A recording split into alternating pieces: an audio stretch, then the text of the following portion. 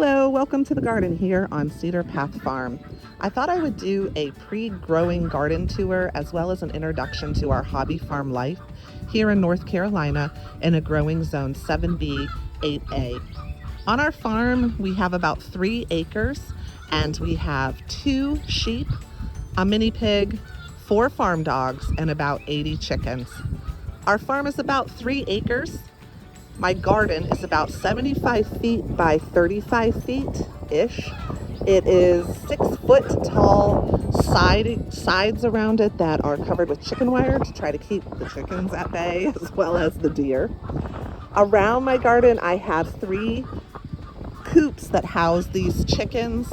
So here's one over on this side. Sorry for all the wind, it's a really windy spring day. 2, 3 coops. This other little mini coop right here is actually a hospital and a nursery that we use when we are hatching chicks. Right here is my greenhouse. Down below, out front of our property, we have a barn. It's kind of a small barn that we have converted a large shed into and built lean-tos on both sides for the animals. And there is a chicken coop on the far side, and on this side is where there are stables for the sheep and the pig to go in to get out of weather and to stay nice and warm. You can kind of see the sheep out front. I have a little side garden here on the side of the house. Our house is kind of like a Cape Cod style. And I'm gonna tell you, this is my happy place. I thought I was having so much fun here on the garden and enjoying it so much that I would start sharing that experience and journey with you in hopes that you will find some peace and joy here and hopefully learn some things, and that I can also connect with other hobby farmers and growers and learn from you as well. So I'm looking forward to sharing this journey with you. I'm gonna give you a quick little tour.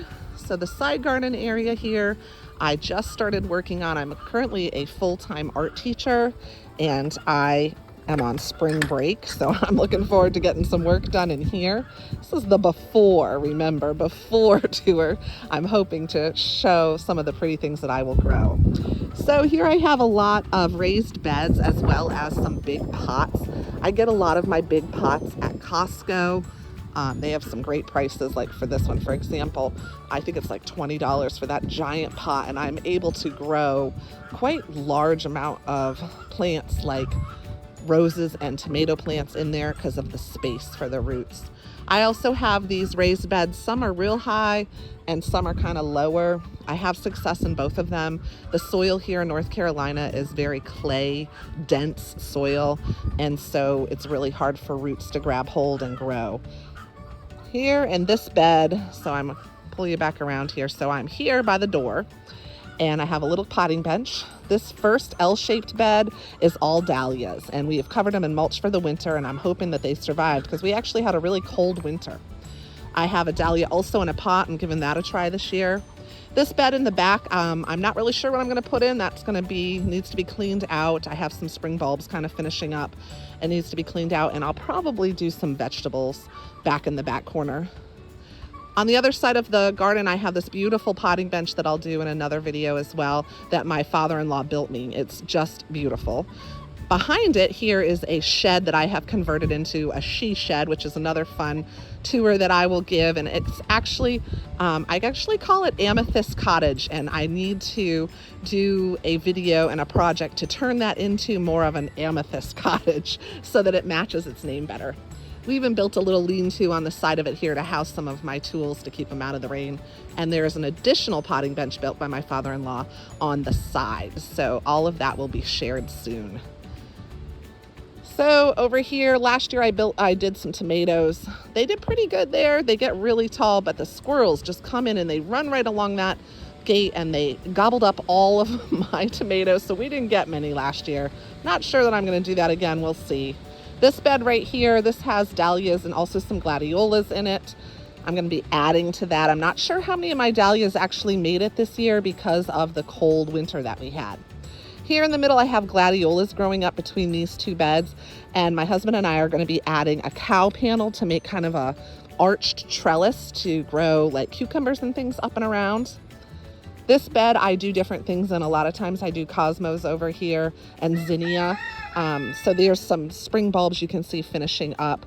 I'll probably do the same thing. I'm not 100% yet. Like I said, I'm just getting started in the garden right now. I have this cool like frame from I think it's an outdoor walk-in greenhouse that I was given years ago, and I just love the frame. And so what I do is I put pots of vining plants, and it kind of grows up and over it through the summer. So I'm going to be doing that again. Last year, you can see that I have some leftovers from last year's growing, and that was loofah gourds. They were so gorgeous. I planted them in this pot, well, not pot, this raised bed, and the vines grew up and it went over the side of the chicken run over there, and it draped it, and it was lovely shade for the chickens, and it was gorgeous. The blossoms are so beautiful. So I'm going to be planting some more of those this year, and I will share with you my loofah sponges that I got. You can see a couple of them right up there that are left over. I haven't been able to reach, so I will share those with you as well. I have a little seating area here that needs some work, definitely some spray paint, and we have a sweet little pond here and a giant, I don't know what that, kind of a terracotta colored, it's actually plastic, that we got from a local garden center. So we do have fish in there. My husband is currently working on nursing back some of our lily pads. He takes them out, cleans them, and fertilizes them every spring, and then we put them back in. This one's real pretty. It's got like a variegation on it. But the lilies are just gorgeous when they come up.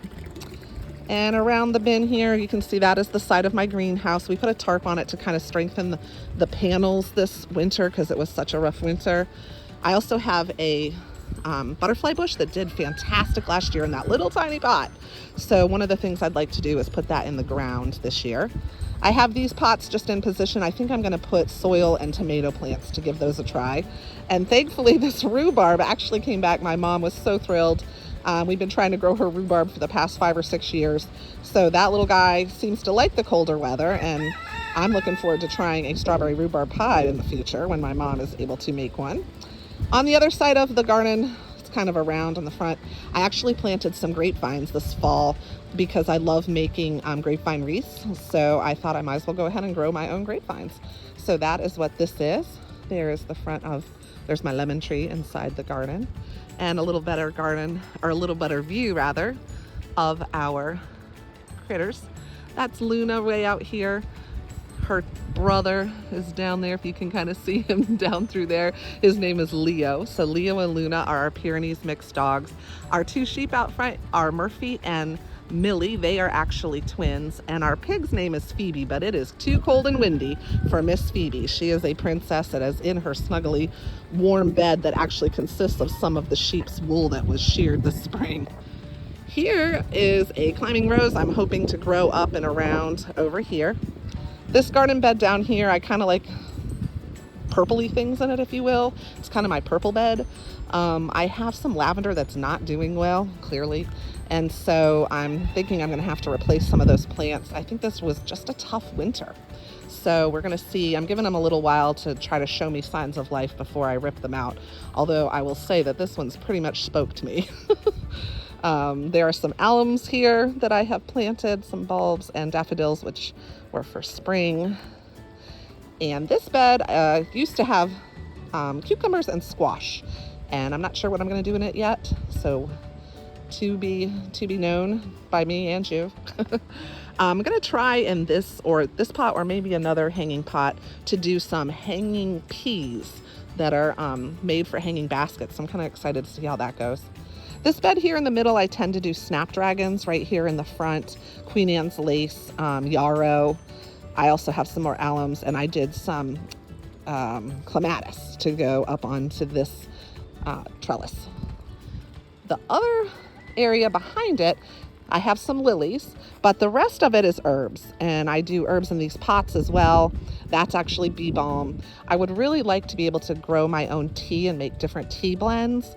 I already do some herb salts, finishing salts, if you will, that I sell on my little farm stand on Saturdays. We sell our fresh eggs, we sell flower arrangements, and any kind of crafty garden things that I make, as well as little treats that my daughter, who is a pastry chef, will bake and we will sell as well. So this is just a little tour, a little glimpse, and I'm looking forward to sharing with you other adventures coming this week for spring break and also through the months as we learn and grow and enjoy this adventure here on my little slice of heaven. Thanks for joining me. Looking forward to sharing.